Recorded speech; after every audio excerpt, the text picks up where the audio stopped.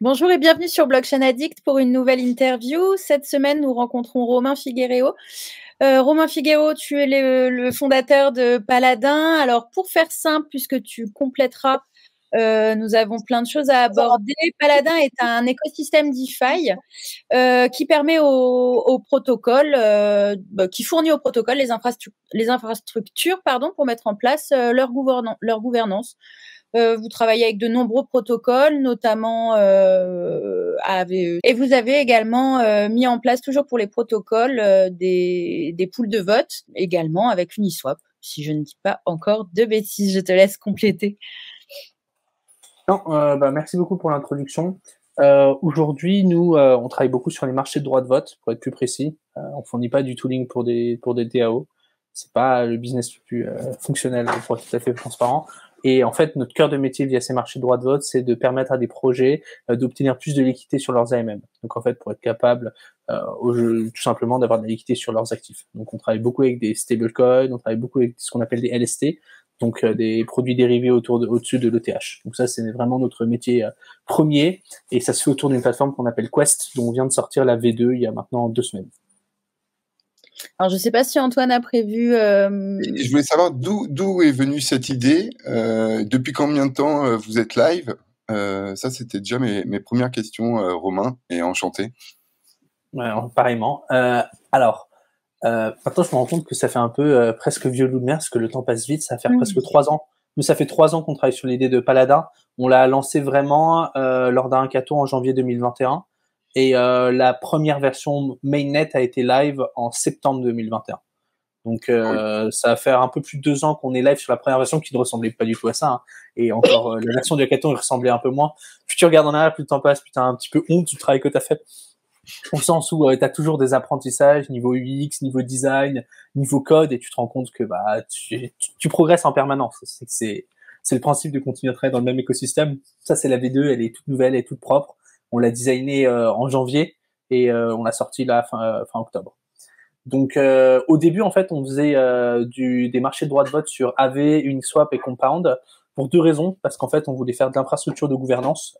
Moi, je viens du milieu du droit. Je fais du droit bancaire avant, et je pensais qu'il y avait un énorme espace pour tout ce qui était gouvernance, et que ça avait un potentiel de faire des interactions beaucoup bien intéressantes que c'est la gouvernance d'entreprise. La réalité, c'est que le marché n'était pas du tout mûr pour ça à l'époque. Et en fait, peu à peu, en construisant ce qu'on a fait avec le réseau qu'on a fait, on s'est rendu compte qu'il y avait des énormes opportunités sur l'écosystème Curve. En fait, à la place de vendre du pouvoir de droit de vote pour des décisions, on le vendait pour des émissions.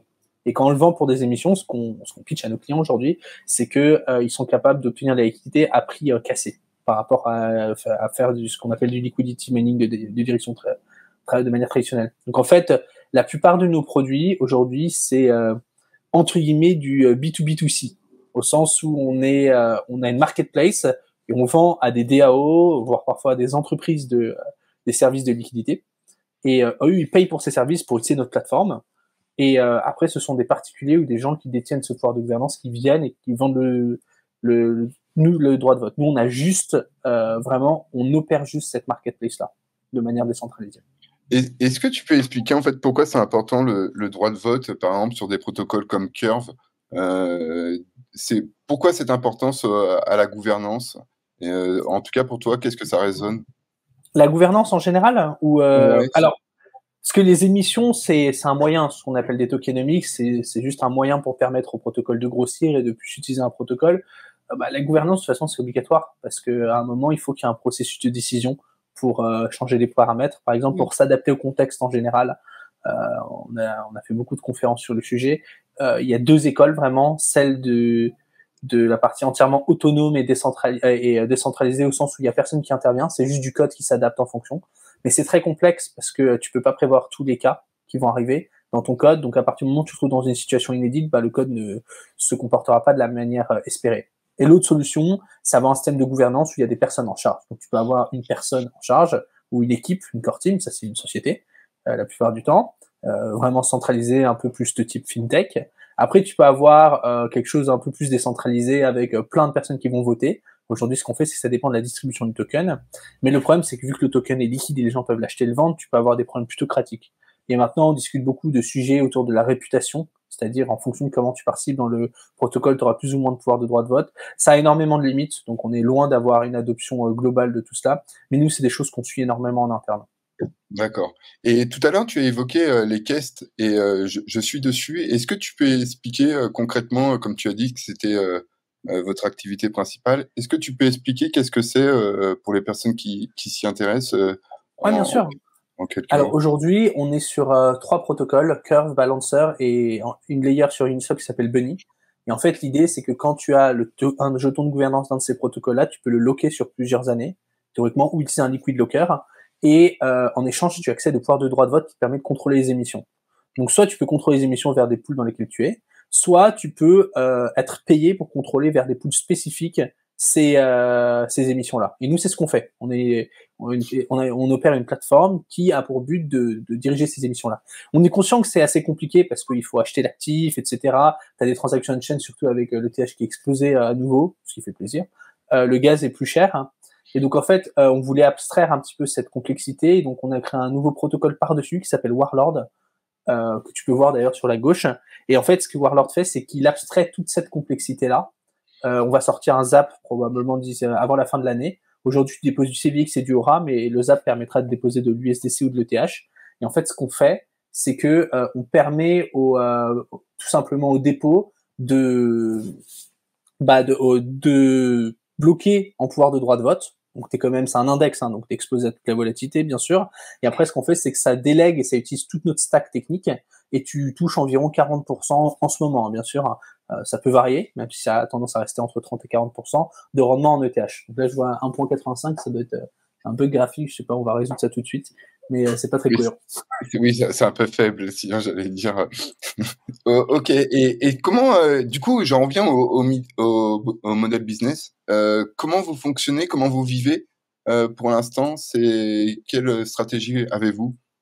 Alors que tu dis comment on vit, c'est-à-dire Est-ce que comment c'est est-ce qu'on avec des finance le filles? développement de projet? Ouais, c'est ça. Est-ce qu'il y a une partie où c'est des filles? Parce que là, tout ça, c'est Bien pas sûr. mal sur des protocoles décentralisés. Du coup, comment vous vivez? En fait, ce qu'on fait, c'est qu'on prend une petite commission sur le protocole, pardon, prend une petite commission sur les incentives qui sont déposés sur la plateforme. D'accord. Un peu un frais d'intermédiaire, on va dire, pour faire fonctionner. Il prend entre 2 et 4%. Et pareil, il y a un petit frais de gestion sur les rendements qui sont fournis par Warlord. Et donc, D'accord. ça permet au protocole aujourd'hui d'être rentable, plus ou moins, ça dépend des mois, hein, c'est la réalité. Je trouve qu'on n'est pas sur l'année la plus faste de l'écosystème. Surtout Mais en bear nous, market. Voilà. nous, on a levé de l'argent il y a 3 ans. Aujourd'hui, l'argent n'est plus là, ce qui est normal, hein, il a été dépensé pour le développement, mais on a la chance d'être dans une situation où le protocole est suffisamment bien capitalisé. Donc, si des sociétés de développement ont besoin d'être financées pour continuer à développer sur l'écosystème, elles peuvent le demander sans problème et il continue à augmenter son capital grâce au fees que le protocole fait. Pour donner une idée, le protocole génère entre 25 et 75 000 euros par mois en ce moment. Donc, c'est Ah oui, pas c'est quand même. énorme, mais c'est suffisant Ouais. pour survivre. Oui, oui, puis surtout que là, c'est vraiment, il y a pas tout qui s'apprécie, mais bon, là, il y a un pump, hein, donc ça reprend. Voilà. Après, nous, Mais les fees, on les reçoit de manière hebdomadaire. Hein, donc, le pump, on l'a pas encore sorti dans les fees. On attendra la semaine prochaine. et vous êtes combien dans l'équipe chez Paladin? Alors, aujourd'hui, on est 8. Donc ça reste un petit projet, mais ce qu'il faut voir, c'est que la plupart des boîtes en crypto, mais même en général dans la tech aujourd'hui, on a tendance à avoir des petites équipes. Elles commencent à s'agrandir quand elles commencent à scale énormément. C'est notamment sur les côtés pour commercial et pour de l'infrastructure, etc. Et après, tu as besoin de RH, de comptable, etc. Mais si tu tournes qu'avec des devs, nous, tu vois, on est à 5 devs sur 8 personnes, donc on a un bon 65% de devs. Tu tournes à petit régime et c'est parfait, t'es hyper fonctionnel et t'es hyper lean, tu peux bosser sur plusieurs projets en même temps, quand t'es bien structuré, quoi. Mais ça, c'est important. Les petites équipes comme ça, tu peux aller très vite. Et dans la plupart des projets français, en général européens, tu vas te retrouver avec des petites équipes sur les projets qui marchent bien. Et vous avez amené, est-ce que tu as quelques métriques sur la liquidité que vous avez ramené à quelques protocoles? Est-ce que tu Oh, as bah, quelques chiffres en tête? alors, ouais, rapidement, on a dû ramener 7 000, on a distribué 6 millions de dollars de récompenses aux participants sur notre marketplace. Et on a dû ramener environ 7,5 millions de dollars d'émissions qui ont dû entraîner, alors je suis pas exactement sûr sur ces chiffres-là, Donc je veux pas trop m'avancer, mais on doit être sur quelque chose comme environ, ça doit être peut-être 120 millions de dollars de liquidité qui a été apporté. On l'a jamais calculé de manière concrète parce que c'est un petit peu dur à faire. Mais on sait que ça marche parce qu'on a de la demande avec des clients, on a des clients qui sont avec nous depuis plus de 12 mois, donc c'est un produit qui fonctionne bien et c'est pour ça qu'on a passé autant de temps pour faire la V2 parce qu'on voulait vraiment sortir un produit qui allait vraiment prendre le marché parce que bien sûr, quand tu as un produit qui marche, tu as aussi de la concurrence et donc il fallait qu'on ait un produit largement au-dessus de la concurrence pour être capable de vraiment développer notre offre. J'allais en venir. Quels sont pas vos concurrents, mais vous avez quoi de plus que vos concurrents? Qu'est-ce qui vous distingue d'eux? Beaucoup de choses. En fait, à la base, bien sûr, hein, c'est tout projet, c'est de chercher son projet différenciant. Nous, en fait, notre vraie spécialité, c'est les marchés de droit de vote. On fait ça depuis le début, on l'a toujours fait. Donc, c'est pas une activité annexe comme beaucoup d'autres projets dans le secteur le font. C'est vraiment notre cœur de métier. Et en fait, tu avais un petit peu deux manières de pricer le droit de vote.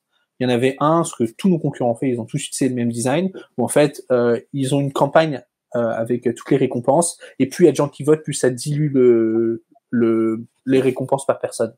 Et en fait, nous, on était un peu allé dans le cas contraire, où en fait, on laissait nos clients, on conseillait nos clients sur quel prix choisir par droit de vote, et après, c'était fixe. Et donc, en fait, tu avais seulement un nombre de droits de vote clés que les clients pouvaient obtenir. Et donc, en fait, ça veut dire qu'ils surpayaient pas ou sous-payaient jamais. Ils payaient toujours un certain prix. Aujourd'hui, là, avec notre V2, on a rajouté énormément de flexibilité. Et en fait, globalement, sans vouloir rentrer trop dans la complexité, ce qu'on a fait, c'est qu'on a fait une plateforme où on a simplifié totalement l'UX pour que ce soit beaucoup plus approchable et on va continuer à le faire. Mais en même temps, on a rajouté beaucoup plus d'options pour nos clients pour qu'ils puissent aller beaucoup plus en profondeur sur les différents paramètres. Et donc, ça leur permet d'avoir des options où ils ont beaucoup plus de chances de sortir des grosses efficacités des campagnes. Et en fait, notre objectif, c'est ça aujourd'hui. On a un gros produit, on a une grosse accroche en B2B avec tous ces protocoles qui ont besoin de liquidité. Et notre objectif, c'est juste de grossir là-dessus. Pour donner une idée, en fait, on a environ 5 à 10% du marché aujourd'hui. Et là, avec l'objectif de la V2 qu'on a sorti il y a 2 semaines, on vise plus de 50% du marché sur les 12 prochains mois. C'est pas mal, impressionnant. Impressionnant. Bon, c'est des marchés petits, malheureusement. Quand tu crées des produits, etc., surtout quand tu as des investisseurs, ce qui est notre cas, tu as des attentes de résultats qui sont beaucoup plus élevés que ça.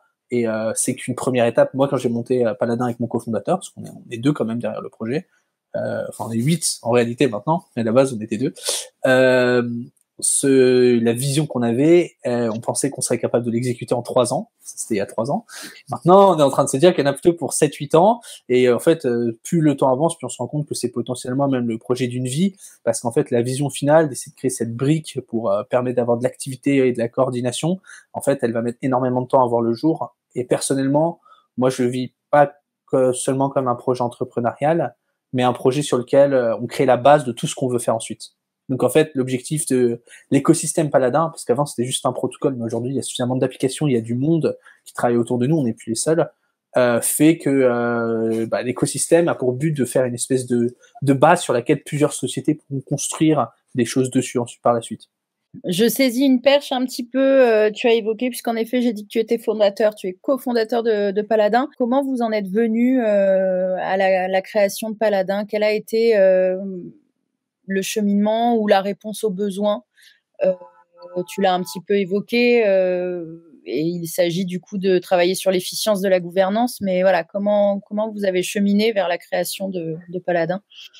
Alors, le besoin n'était pas aussi réel que ce qu'on pensait en réalité quand on a sorti la toute première version, ce qui est souvent le cas. On l'a créé en début de bull run, en fait, le projet. Moi, ça faisait pas mal de temps déjà que j'étais en crypto autour, à fréquenter des milieux, etc.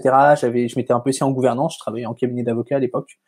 Et ce qui s'est passé, c'est que à un moment, je me suis dit, mais j'aimerais vraiment bien participer dans cet écosystème, contribuer. Et quelle est la meilleure façon de le faire? Et je pense toujours que c'est une des meilleures façons de le faire d'ailleurs, parce que les gens nous écoutent, c'est de participer à un hackathon. Donc je suis allé, j'ai lancé mon idée, et en fait je voulais faire quelque chose qui pouvait provoquer un petit peu, comme ça nous permettait d'explorer les réactions des gens et arriver à attirer un peu d'attention sur les projets et les problèmes qu'on mettait en avant. Et du coup on a participé à ce hackathon, on a créé une plateforme de marché de droit de vote de manière très basique, Et ça a été très bien reçu. On a gagné le hackathon, on a gagné un petit peu d'argent, qui pour à l'époque, pour les gens qui pourraient participer avec nous, c'était pas si peu d'argent que ça, c'était quand même un mois de salaire pour tout le monde. Donc on s'est dit, peut-être qu'il y a quelque chose à faire. Et on a reçu de l'intérêt de la part d'investisseurs à ce moment-là, donc on a beaucoup développé l'idée pour voir si on pouvait en créer un projet long terme qui s'alignait avec nos valeurs et ce que vous voulez faire à la base. Et c'est comme ça qu'on en est arrivé à l'idée de base de Paladin. Bon, bien sûr, comme beaucoup de projets, quand on a sorti la première version, on a eu de la chance parce qu'il y avait de l'intérêt, donc on a attiré beaucoup de TVL à un certain degré, on est monté jusqu'à 20 millions de dollars de TVL, mais il n'y avait pas l'utilité attendue, pour plein de raisons en fait, c'était trop controversé, l'utilité, il n'y avait pas autant de demandes que ce qu'on pensait, il y avait des défauts finalement dans les mécanismes du projet, et donc on a itéré une fois, 2 fois, 3 fois, et en fait lors de la 3e itération, c'est-à-dire avec Quest, c'est là qu'on a commencé à vraiment avoir du succès, au sens où on a commencé à gagner de l'argent. Donc le protocole a commencé à gagner de l'argent seulement en août 2022. C'est dû à 2 choses. Un, c'est l'itération sur un produit sur lequel on voyait qu'il y avait un marché, de 1, et de 2, on sentait qu'on avait le réseau potentiellement pour attirer les premiers clients. Et de 3, c'est aussi parce que moi, je me suis mis de manière beaucoup plus intense sur la partie commerciale. Et ça, c'est beaucoup sous-estimé. On est dans un secteur qui est quand même très technique avec beaucoup de devs, mais c'est bien de sortir des jolies technologies, on les met sur GitHub, et après on fait un grand post ou un white paper, et après on se dit voilà, mon travail est fini, alors que pas du tout. Après, il faut aller le vendre, donc il faut aller chercher les gens, il faut leur montrer ce qu'on fait, il faut les convaincre, il faut faire des podcasts comme celui-ci, et c'est tout l'objectif, c'est une partie qui est très sous-estimée. Et la réalité, c'est que malgré le fait que le travail de développeur a énormément pris d'importance, c'est pas un travail suffisant. Il y a plein d'autres métiers qui sont importants dans l'écosystème et qu'il faut pas du tout sous-estimer. Et vous trouverez pas un seul gros projet qui a pas au moins 1 ou 2 commerciaux parce que c'est une partie indispensable. Et j'allais en revenir sur la feuille de route du coup pour cette année 2024 qui approche. Quels sont est-ce que vous avez des objectifs ou en tout cas je suppose vous avez sorti votre V2 donc il y aura pas tout de suite une mise à jour, mais est-ce que vous avez des nouveaux protocoles dans le viseur enfin est-ce que vous avez quoi sur on n'a votre pas de problème on n'a pas de problème de créativité dans l'équipe, c'est plutôt un contraire, on essaye de beaucoup ralentir là-dessus. On s'est essayé sur beaucoup de choses, notamment dans le marché actuel où quand tu as un marché où tout tombe, c'est-à-dire beaucoup d'utilisateurs sont partis, tu n'as plus d'investisseurs, tous les prix tombent parce que les gens récupèrent toutes leurs récompenses et ils vendent absolument tout. C'est très dur d'avoir la conviction, donc on s'est essayé à plusieurs choses pour voir ce qui marchait, on a testé des idées. C'était une année intense du coup parce qu'on a fait des cycles de développement qui auraient dû être beaucoup plus larges, avec faire beaucoup plus d'audits, et ce qu'on a fait c'est qu'on est allé beaucoup plus vite, on a itéré, on a fait 7 mises à jour et sorti de nouveaux produits cette année. Je pense que vous trouverez pas beaucoup de projets comme ça. C'était on a 6 et il y en a encore 2 on est à 6 et on pense on va encore en sortir une là, et on a encore annoncé une refonte totale de nos tokenomics qui devrait voir le jour en tout début d'année prochaine. Et après, probablement, on va juste faire énormément de tweaking, de mise à jour, d'optimisation de nos produits, une grosse partie de l'année, et 1 voire 2 maximum gros projets de R&D, mais pas beaucoup plus parce que là, on a fait une année très intense, et je pense qu'il faut qu'on capitalise sur ce qu'on a sorti, qu'on se concentre sur faire grossir ces produits-là, parce qu'on sent que notamment Warlord et Quest sont des produits qui fonctionnent. Donc maintenant, il faut juste les faire passer à la nouvelle vitesse. Alors, justement, on l'évoquait un petit peu en off, dans la nouvelle vitesse, il y a également le fait d'étendre la zone de ne plus juste seulement s'adresser au protocole, mais également s'adresser à plus de particuliers dans votre démarche. Ouais, alors ça c'est essentiellement pour Warlord aujourd'hui parce que le reste des produits reste niche, et en fait moi je pense foncièrement que il y a beaucoup de discussions, je pense que vous l'avez eu avec d'autres personnes lors de ce podcast, d'adoption de masse de tout le monde qui va arriver en crypto. À un moment, je pense qu'il faut être sérieux. Si les gens ils achètent pas des actions par eux-mêmes, si les gens ils achètent que de l'immobilier, c'est pas pour rien faire, c'est une question culturelle. En France, on n'a pas la culture des actions, du trading, c'est une réalité. Et c'est pas démocratiser la finance sur la crypto qui va changer les choses. Ça passe par des changements beaucoup plus longs, sur de longs cycles. Et donc moi je pense que on doit construire pour faire de l'infrastructure, on doit construire pour quelques gros utilisateurs, mais si on commence tous à construire pour l'adoption de masse, on va être en énorme difficulté parce qu'il y aura tout simplement pas de demande. En tout cas pas sur les quelques prochaines années, pour être tout à fait franc. Nous, on construit des projets. On voit qu'on a déjà de la demande aujourd'hui. On a voulu, là, ça c'est la plus vieille interface. Elle était moins jolie déjà. C'était celle qu'on avait sortie il y a 1 an et demi. Mais on apprend un niveau X. Et du coup, pour être tout à fait franc, nous, l'adoption de masse, on l'a vu sur quelques produits. C'est-à-dire, on veut offrir des produits qui abstraient toute la complexité de ce qu'on fait, comme Warlord. Idéalement, on va sortir des bridges qui vont permettre aux gens de déposer directement via la L2. Donc, c'est avec des coûts de transaction beaucoup moins chers, parce que tout le monde ne veut pas payer 25 à 50 $ de frais de transaction. C'est aberrant, mais c'est la réalité. Hein. Aujourd'hui, toute l'activité est sur Ethereum. Donc, à partir du moment où elle est sur Ethereum, c'est compliqué de faire beaucoup d'autres grosses choses avec des grosses opportunités en dehors d'Ethereum. Et puis là, avec les pumps récemment, tout de suite, on voit que les frais augmentent d'un coup aussi. Et c'est vrai que c'est pas donné, Ethereum. Ah oui, non, mais c'est une réalité. Nous, nos frais opérationnels, par rapport entre le mois dernier et ce mois-ci, ils ont triplé. Quand je dis frais opérationnels, je veux dire juste le gaz pour quelques gestions de choses. Mais c'est la réalité. En fait, quand tu opères quelque chose on-chain, tu auras toujours des transactions à faire, ne serait-ce que pour initier des contrats ou pour être capable d'opérer la plateforme, que ça soit l'équipe de base ou que ça soit des gens qui vont le faire. À un moment, il faut lancer des transactions et le coût peut être très différent. Pour donner une idée, quand on a sorti Quest V2, on l'a déployé à 7 Gwei, 6 Gwei, je crois. Là, hier, on était à 50 Gwei au plus bas. Donc, en fait, on a dû payer 250 $ de frais de transaction pour déployer le projet, ce qui était un coup de bête. On a eu de la chance. Aujourd'hui, on fait la même chose. On a pour 2500 $. Et est-ce que tu as donc je suppose que tu observes beaucoup les gouvernances. C'est très long parfois d'observer les gouvernances.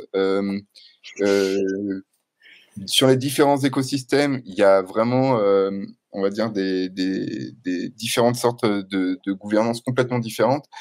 Quel écosystème regardes-tu en dehors d'Ethereum comme gouvernance à titre personnel? On regarde pas trop les écosystèmes en tant que blockchain. On regarde plus projet par projet. C'est un petit peu plus facile pour nous. Mais il se passe plein de choses. Tu vois, il y a plein de discussions sur Polygons qui sont en train de faire avec les ZKVM, avec Arbitrum et tout le programme d'incentive qui sont en train de déployer. Cosmos, ils sont en train de sortir plein de choses. Je sais qu'il se passe beaucoup de choses sur Solana, mais pour être tout à fait franc, moi j'ai déjà les mains pleines. J'arrive pas à suivre ce qui se passe sur Ethereum, donc c'est vraiment dur d'aller plus loin. J'aimerais passer du temps sur tous ces projets, mais en fait, il faudrait recruter 15 autres personnes et avoir une personne dédiée. Tu as des super plateformes pour suivre l'évolution de gouvernance de projets. Tu as des résumés qui utilisent ChatGPT qui te permettent en fait de lire très rapidement ce qui se passe. C'est génial. Hein. Je crois qu'il y en a un qui s'appelle t'as Summarize et XEA. Attends, comment est-ce que ça s'appelle? XEA, je crois. J'ai trouvé le nom. Qui sont vraiment géniales, qui permettent de tout simplement faciliter tout cela. Et t'as un protocole qui s'appelle Senate Live.xyz. Et eux, en fait, ils font des notifications. Donc, en fait, tu likes les protocoles qui t'intéressent et ils t'envoient à chaque fois qu'il y a des nouvelles proposals et quand il faut voter.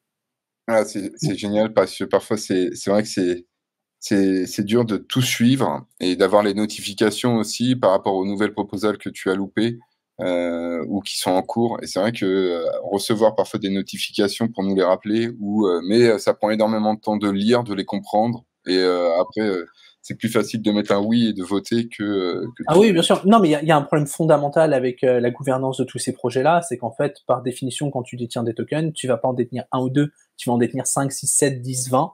Et comment est-ce que tu veux suivre la gouvernance de 10 ou 20 protocoles? C'est impossible. Donc, l'intermédiaire, c'est soit tu le fais pas, soit tu votes n'importe comment, soit tu passes ton temps, mais t'es pas rémunéré ou t'es pas assez rémunéré pour le faire.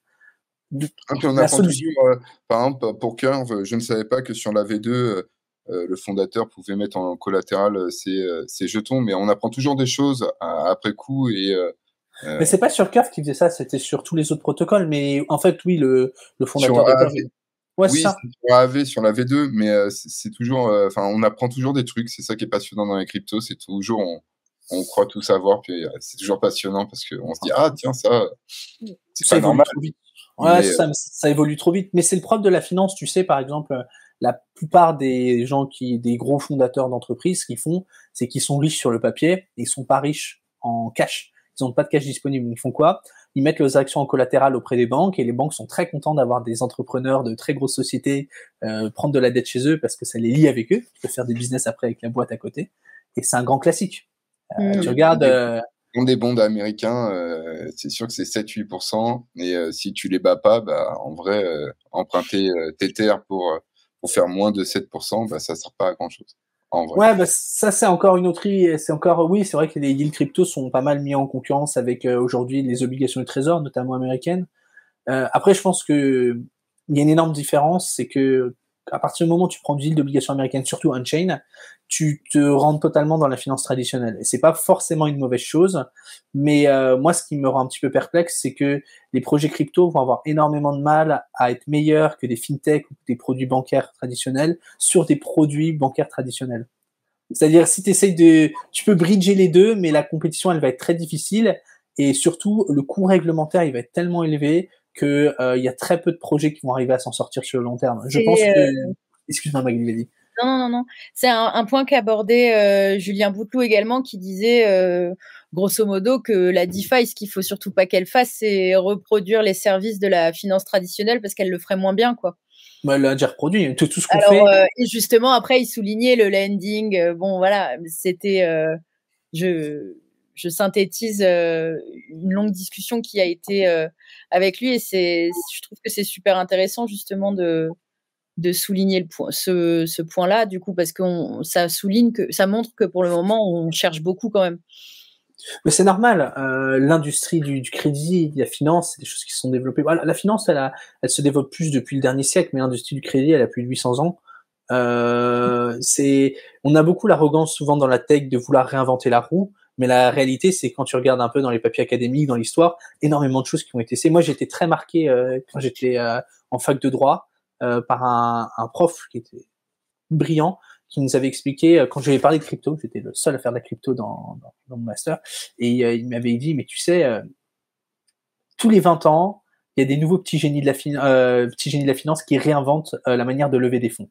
Donc la réalité, c'est qu'ils font tous toujours la même chose, peut-être de manière différente, et ça a sûrement la légitimité d'être réglementé de manière différente, mais le fondement est toujours pareil. On fait 3 choses, on prête de l'argent aux gens, on investit dans leur société, et après, il y a des gens qui prennent plus de risques, notamment avec du levier.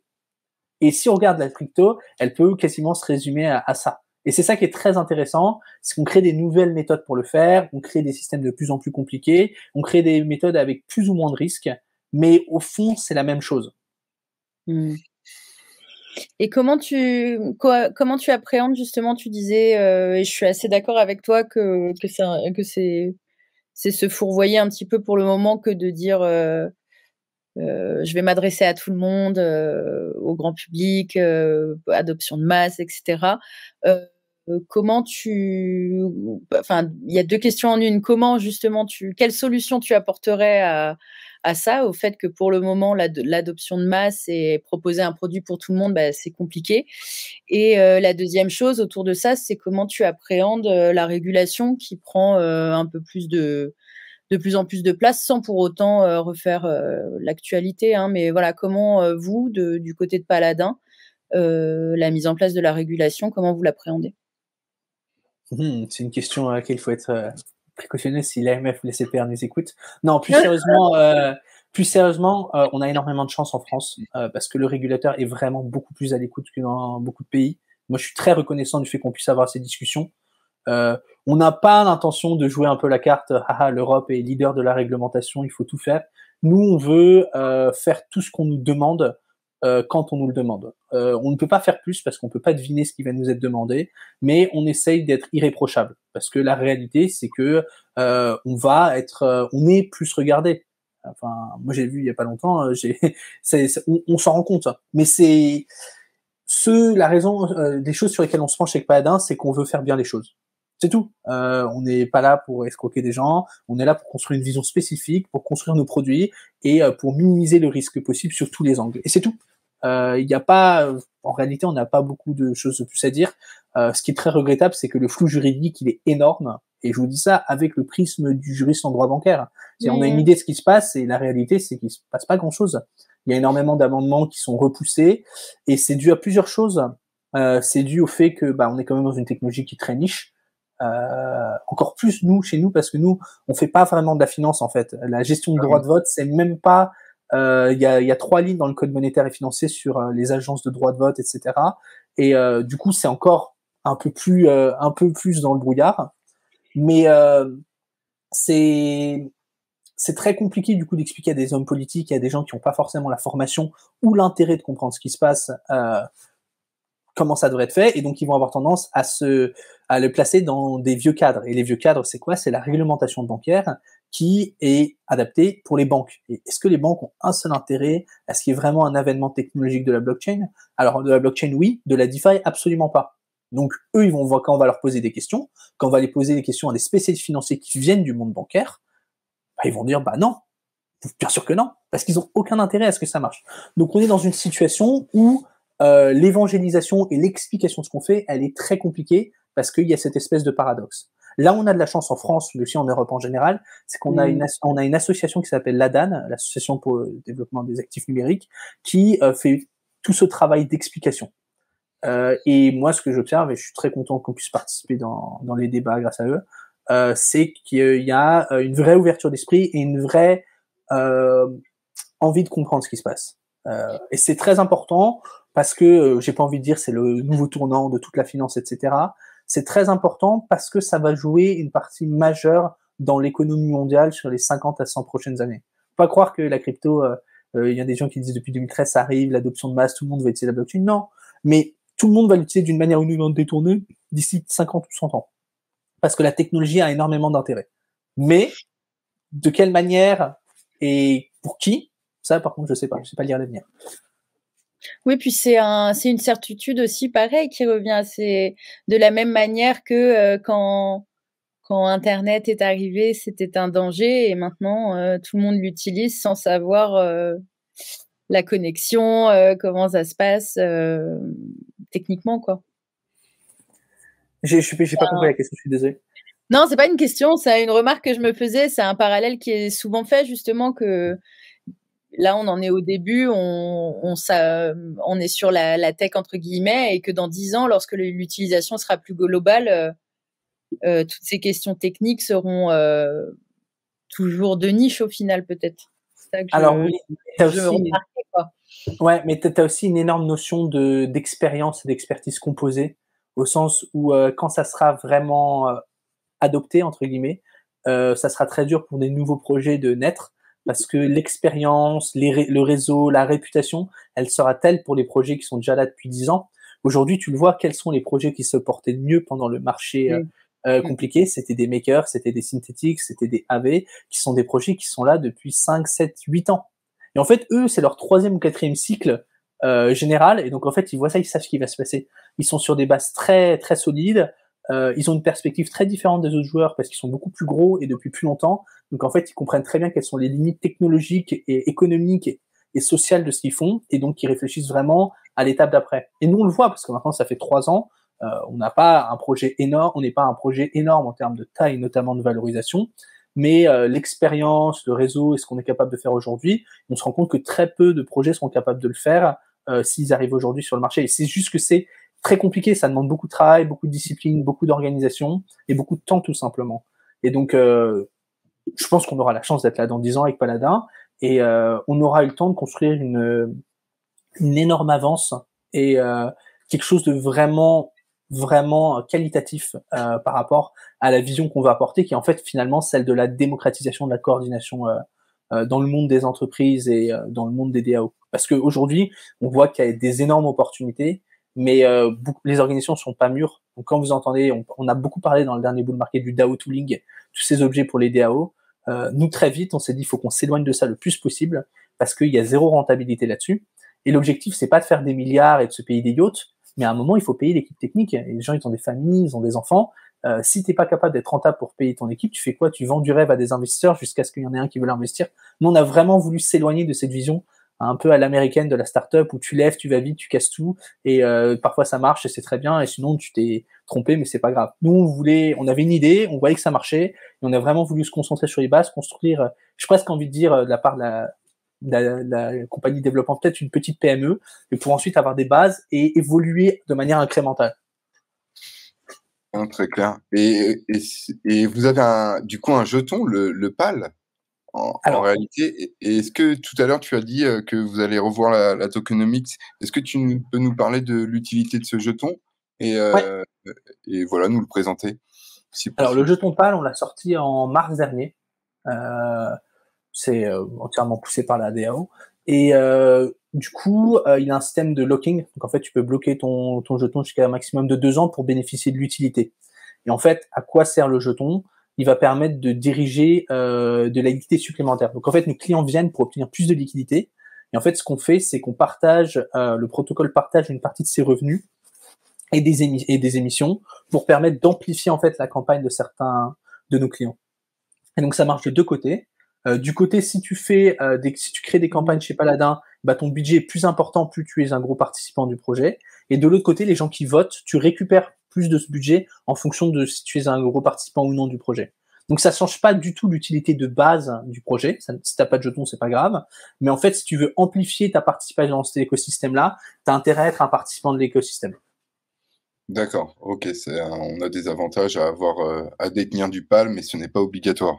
Non, mais c'est un mauvais. Ton token n'est pas très bon si t'es obligé d'avoir du token pour utiliser le produit. L'objectif du token, c'est de rendre le produit plus efficace et plus puissant.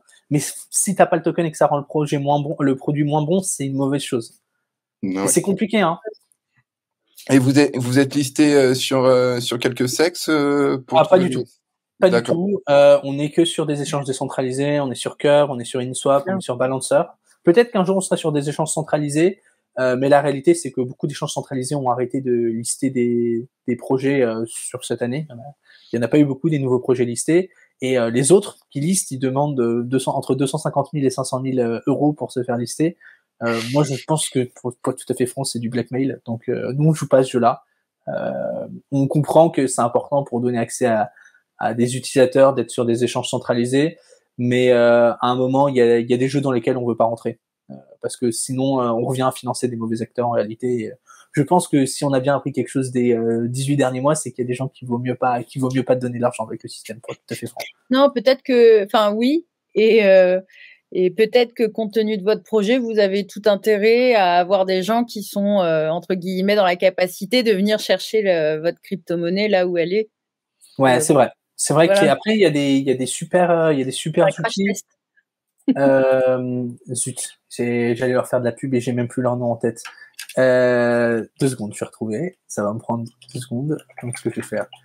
En fait, tu as des outils où tu peux très rapidement acheter des tokens de manière assez facile à partir du moment où tu as un wallet crypto. Donc, c'est un peu plus la technologie, mais...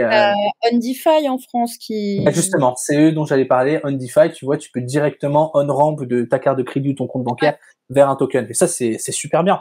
C'est une technologie, on a eu Gauthier Villa sur la chaîne qui nous a présenté OnDeFi. C'est vrai que c'est pratique, en tout cas, quand il y a des nouveaux jetons et que les personnes ne savent pas faire, aller trouver le smart contract sur la blockchain en question. Ça peut faciliter. En tout cas, je vois le use case. Oui, bien sûr. Mais c'est important. Faut pas qu'on crée des espèces de. C'est un peu le problème de la crypto aujourd'hui, c'est un peu une chambre d'écho où quand on crie, on s'entend. Nous cette année, vraiment, on l'a senti. On avait l'impression de parler, de travailler avec 250 personnes et avec eux. Et on l'a vu, sur les réseaux sociaux, beaucoup moins d'activités, beaucoup moins de croissance. Ouais, c'est ça. Mais et moi, je trouve ça un petit peu dommage, mais je comprends aussi pourquoi. Je pense qu'il y a beaucoup de gens qui ont été touchés, voire déçus, qui ont eu peur de ce qui s'est passé avec Terra, avec FTX. Et on n'est pas du tout responsable, bien sûr, mais quoique partiellement, on a tous un peu notre responsabilité d'avoir laissé des acteurs comme ça grossir. Mais on le voit encore, il y en a encore des acteurs comme ça. C'est compliqué dans cet écosystème, c'est la réalité. À partir du moment où il y a de l'argent, il y a des escrocs. Mais comme tout à l'heure, tu as évoqué le hackathon et que votre idée c'était venu lors d'un hackathon. Je me souviens qu'avant il n'y avait pas Uniswap et on s'embêtait un peu plus et ça a été créé lors d'un hackathon Uniswap. Je me dis toujours que c'est pas si vieux que ça et ouais, Uniswap quand même, ils ont 6 ans, je crois, si je dis pas n'importe quoi. En fait, c'est un concept qui avait été écrit par Vitalik et qui a été mis en avant par Bancor. Et après, Uniswap a été vraiment développé par un grant de la fondation Ethereum. Mais oui, ça évolue vraiment. Moi, je me souviens au début, j'avais utilisé Ether Delta. Pour tous les gens qui ne s'en souviennent pas, vous avez beaucoup de chance, c'était horrible. Si, voilà, il y a une énorme évolution, donc mais ça prend son temps. Mais voilà, j'aime bien les hackathons en fait parce qu'il y a vraiment des bonnes idées qui se dégagent lors de ces événements-là. Mais moi aussi, j'adore ça. J'encourage tous les gens de notre communauté s'ils veulent participer. À en faire. On en a sponsorisé même un ou deux. Malheureusement, c'est pas forcément utile par rapport aux produits qu'on fait aujourd'hui. Mais il y a énormément de jeunes devs très brillants. Moi, j'en vois qui arrivent à très bien vivre en tant qu'étudiant grâce au hackathon, parce que ça, c'était la V1 redesignée, hein, mais ça, c'était sorti il y a plus de 2 ans. Ça pique les yeux presque. Mais non, mais ça te pique les yeux, la V1. Ah, mais moi, c'était très clair, hein, parce qu'au moins, je vois que, voilà, en tout cas, paradoxalement, l'utilisation était plus claire que celle de Quest V1, parce que c'était un produit finalement plus simple. Mais après, il y a une différence entre un produit simple et un produit fonctionnel. Ouais, oui. Mais ça, tu vois, c'est un produit B2B. Ça, là, t'es sur un onglet qui est pour des clients. C'est des gens techniques qui dépensent des grosses sommes dans l'écosystème et qui donc ont des intérêts à comprendre. Mais on est encore en train de simplifier tout ça. On va sortir une mise à jour l'an prochain qui sera encore dans un autre niveau interface. Mais c'est la réalité aujourd'hui de l'écosystème, c'est qu'en fait tout va très vite, c'est épuisant. Et puis parfois, je me rends compte que c'est très difficile, mais plus c'est épuré, plus ça marche, parce que parfois on demande pas d'avoir on demande à avoir 2 interfaces, une complexe et une très épurée. Ouais. Voilà, c'est la philosophie Uniswap, hein. Tu vois à quoi ressemble Uniswap, c'est magnifique. Il y a 3 boutons, c'est incroyable. Après, je sais pas si c'est faisable dans tous les secteurs. Tu vois, dans tout ce qu'on fait, 2 boutons et un chiffre, ça marchera pas, parce que c'est pas juste du swap. Tout comme en lending, franchement, bonne chance pour arriver à faire quelque chose d'aussi qualitatif, parce que c'est juste pas le même objectif. T'as pas besoin des mêmes informations et tu t'adresses pas aux mêmes utilisateurs. Non, puis après, c'est les différents protocoles aussi. Ils ont tous des manières de fonctionner, donc t'es obligé d'expliquer ou de présenter la manière différente. Donc ouais, je vois ce que tu veux dire. Je voulais mettre aussi votre réseau Twitter, enfin pour les gens qui veulent vous suivre. Hop, là, partager cet onglet. Ouais. On fait tout sur Twitter et Discord. Si les gens veulent nous rejoindre, s'ils veulent nous poser des questions. On a des gens dans l'équipe un peu partout sur Terre, entre guillemets. Donc, on a des gens un peu disponibles tout le temps. Si vous avez des questions, on aura sûrement des gens qui seront un plaisir de vous répondre. Est-ce que vous recrutez prochainement? Est-ce que vous avez toujours des besoins? C'est une question qu'on pose. Alors là, on s'est un petit peu calmé cette année pour des raisons un peu évidentes. L'an prochain, ça risque d'être un petit peu plus actif. Pareil, en général sur Twitter et Discord, on fera des annonces quand ça sera le temps. Là, en ce moment, pas exactement, mais c'est aussi parce que on fait des cycles de développement sur l'année en général, en dehors des vraiment très très très très gros projets de recherche. Et du coup, là, on est à la fin d'un cycle et on est en train de déterminer le prochain cycle. Et donc, c'est dur de savoir exactement quels seront précisément les besoins en termes de ressources humaines avant d'avoir fini de préparer ce cycle-là. Et j'ai vu que vous travailliez avec Angle Protocol de Pablo Vieira. Qu'est-ce que tu en penses des stablecoins sur toutes les blockchains? Est-ce que tu trouves ça pratique? Est-ce que tu trouves ça c'est cool? Moi, j'aurais voulu avoir ton avis sur les stablecoins et puis sur l'AJ Euro aussi, pourquoi pas. Ouais. Alors les stablecoins, oui, c'est très cool. C'est intéressant comme concept. Moi, je suis un très gros fan de Angle. Je pense qu'on a de la chance d'avoir des équipes comme Angle, même comme Morpho, qui sont extrêmement fortes techniquement, même en termes de marketing. Aujourd'hui, dans l'écosystème, ça permet de vraiment tirer tout le monde vers le haut. Les euros, si je m'abuse pas, ils sont leaders d'assez loin au niveau du stablecoin euro. Ce qui est compliqué maintenant. Le leader en décentralisé. Ouais. Ce qui est compliqué, c'est que malheureusement beaucoup de gens raisonnent en dollars et t'as la plupart de la liquidité des choses qui sont en dollars. Donc ça, c'est plus un problème du fait qu'en tant qu'Européen, on pousse pas assez des bagues européens. Donc ça pose des problèmes. Moi, je trouve que les stablecoins sont très intéressants, mais je suis vraiment puriste de la crypto. Et en fait, je l'étais pas du tout avant, mais j'ai l'impression que plus je passe du temps dans cet écosystème-là, plus ça me pousse un peu vers une espèce d'anarchisme économique.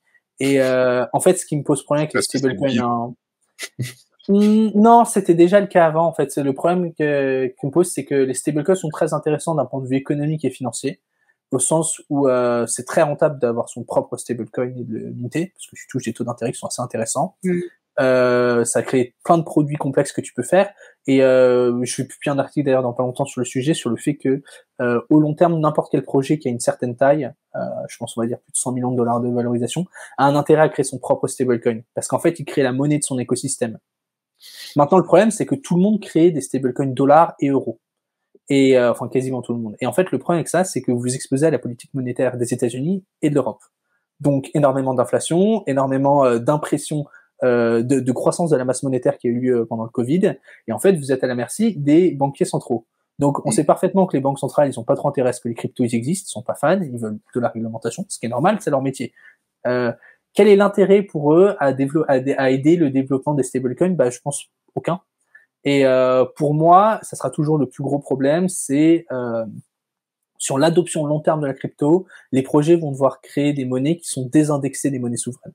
En tout cas, sinon la crypto sera pas capable de vraiment réaliser son rêve.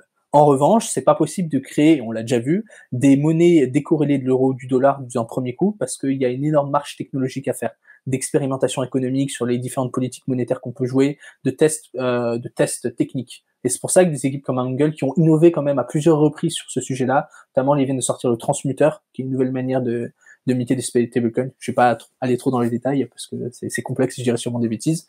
Et ça, c'est extrêmement important. Et il faut s'en inspirer, il faut continuer à construire dessus. Mais pour moi, le stablecoin euro-dollar, personnellement, pour moi, c'est pas la finalité des réserves d'échange de cryptoactifs.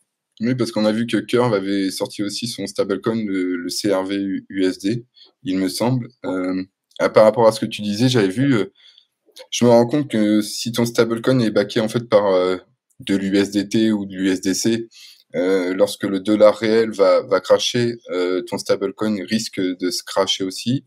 Alors qu'on voit que si tu as par exemple LUSD, fait partie de l'un des seuls qui a pas eu de dépeg, enfin qui s'est même plutôt apprécié lorsque les autres avaient un petit dépeg. Parce que je crois que c'est backé par de l'Ethereum. Et c'est intéressant quand on voit les stablecoins qui ne sont pas backés par de l'USDC réagissent moins quand le vrai dollar se casse la figure. Ah bah bien sûr, toujours dans la gestion de risque, tu n'es aussi résilient qu'est résilient ton collatéral le plus fragile à un certain degré. Ça c'est une réalité. Ce qui est un peu ironique avec cette histoire du dépeg de l'USDC, c'était en février, c'est ça? C'est quasiment non. Eh bien, oui, en fait, ça venait du système bancaire traditionnel. C'était des banques qui avaient pris trop de risques et qui ont entraîné tout le monde. Donc ça montre qu'on n'est pas tant décorrélé que ça pour le moment. En réalité, oui, bien sûr, il y a des systèmes différents en termes de résilience, mais comme le LSD dirait, au début, ils étaient toujours un petit peu au-dessus du PEG, ce qui n'est plus le cas aujourd'hui. Ils avaient un premium de résilience, un certain degré. Tu payais un peu plus cher pour avoir cette résilience. Ce qui est très intéressant, c'est que cette année, on a vu quelque chose vraiment de fascinant. Le protocole qui était le plus fort historiquement, c'était Compound. Et il y avait Uniswap, il me semble, ça devait être Uniswap et Compound. Et je crois que LUSD leur fait pas mal la course dernièrement. Il y a énormément eu de forks officiels ou non officiels de Liquidity. Tout simplement parce qu'ils ont un design pour la création de votre propre monnaie qui est hyper intéressant et qui est assez simple finalement de s'en inspirer. Et c'est ça, hein, les primitives en crypto, c'est des choses qui vont être copiées des centaines et des centaines de milliers de fois. Ah, c'est vrai que c'est ces protocoles-là qui innovent et sont au tout début et qui sont copiables. C'est vrai qu'après, dès qu'il y a des protocoles qui les copient, des nouveaux, des copier-coller, on s'inspire toujours des premiers. Je vois GMX ou des protocoles comme ça qui ont innové. C'est vrai que c'est l'un des premiers. Du coup, on retient le nom. Bien sûr, mais après, il y a un énorme avantage d'être le premier, mais je pense qu'il y a une différence. GMX quand même assez complexe, comme AV est plus complexe que Compound. Mais je trouve que c'est très important cette capacité à pouvoir fork parce que c'est la valeur de base de la crypto. J'ai beaucoup écrit dessus récemment aussi.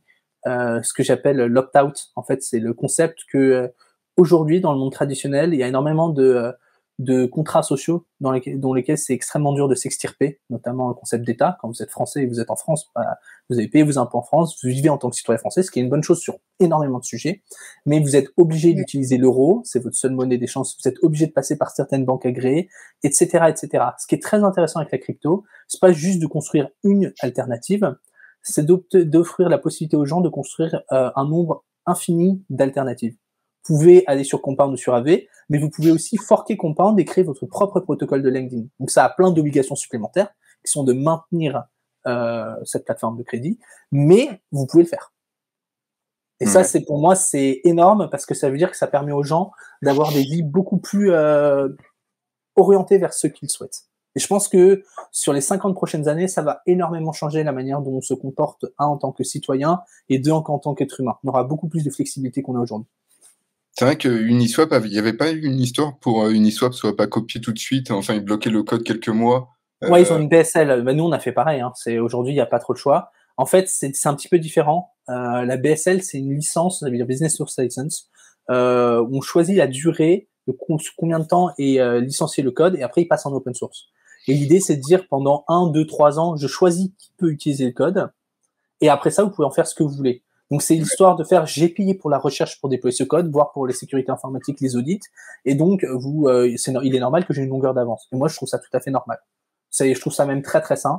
Et d'autant plus que si la personne qui va emprunter le code a des idées bénéfiques pour l'écosystème en général, c'est très facile de contacter le projet et de leur demander s'ils peuvent utiliser le code. 99% du temps, ils diront oui. Et je rebondirais par rapport à ça. Est-ce que vous avez été audité récemment enfin, est-ce que Paladin a été audité? Alors, on a fait beaucoup d'audits sur la V1, on a fait des audits sur la plupart de nos produits. Les 2 derniers produits, Warlord et Quest V2, sont pas encore audités pour 2 raisons. Les premiers, c'est que Quest V2 n'est pas un produit ATVL. En fait, il y a très peu d'argent qui est déposé dedans parce qu'en fait, les récompenses sont distribuées toutes les semaines. Et le principal des utilisateurs n'est pas à risque parce qu'il le contrôle. Nous, on n'a jamais ça. Donc, on s'est rendu compte que le risque était très faible et que en fait, ça se faisait semaine par semaine. Donc, il n'y a pas personne qui va partir avec tout l'argent des utilisateurs. C'est pas possible. Donc, non, mais c'est pour rassurer en tout cas l'audience. Ah non, bien sûr. Et sur Warlord, le produit est un petit peu différent parce qu'en fait, les tokens sont lock sur des rounds de 4 mois. 4 mois, ok. J'avais écrit 2 semaines. C'est 4 mois, mais en fait, ce qui se passe, c'est que vu que les locks, ils sont roulants, et ben en fait, ce qui se passe, c'est que toi, quand tu veux unlock, tu peux utiliser l'unlock de d'autres personnes. Donc en fait, t'as pas 4 mois fixes. T'as au maximum 4 mois de lock sur la plateforme, mais la plupart du temps, ça va être entre 5 et 15 jours aujourd'hui. Parce qu'il y a eu suffisamment de dépôts de manière constante pour que ça soit le cas. Ah, c'est bien ça. Et tu peux timer, il faudrait qu'on fasse un UX, on n'a pas le temps. Si quelqu'un veut le faire et qu'il s'éclate, on lui donnera un grant.